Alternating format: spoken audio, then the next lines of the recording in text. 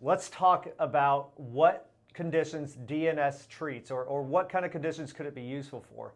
Now, if we were to sit here and talk about each and every condition that we could utilize DNS here in the office to address, we may be here for a while. So I think the better way to go about this would be to talk more about what are the goals of DNS. Yeah, so DNS is kind of a lens to look at our locomotor system, or how we move our bodies.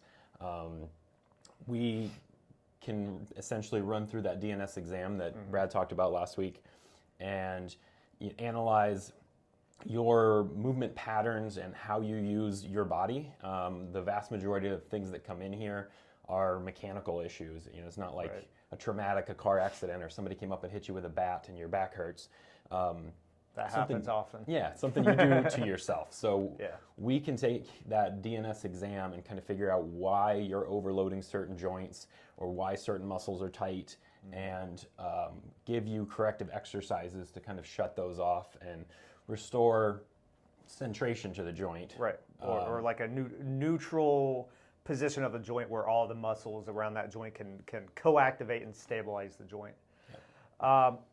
So I would say when we talk about different diagnoses, whether it be jumper's knee, medial epicondylalgia, stenosis, whatever it may be, I would label those as the what. People come in wanting a diagnosis. The actual diagnosis would be the what, okay?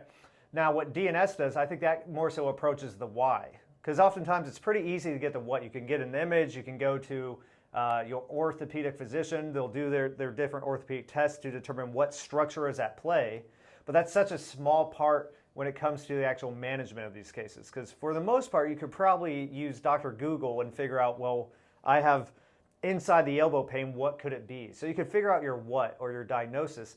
What DNS does is give us more of a lens into the underlying reasons why this condition may have developed. Because if we only focus on the diagnosis itself, well, then we may just go down the rabbit hole of prescription of different medications or passive therapies that may be good for that specific condition. But oftentimes therapy that is only focused on the diagnosis itself are more often than not just going to provide a Band-Aid for the situation. DNS gives us this lens where we can look at human function, and then we can determine what are some of the key dysfunctions in the system that may have led to your medial elbow pain, your knee pain, your stenosis, whatever it may be.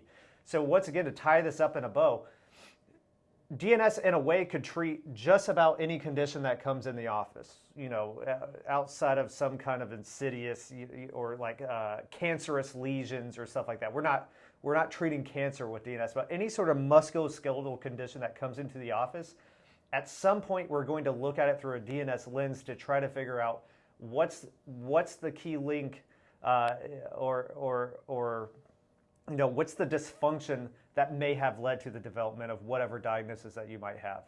If you guys want more information on the DNS exam or the overview of DNS, go back to our YouTube page, click on some of those links, and learn a little bit more about DNS.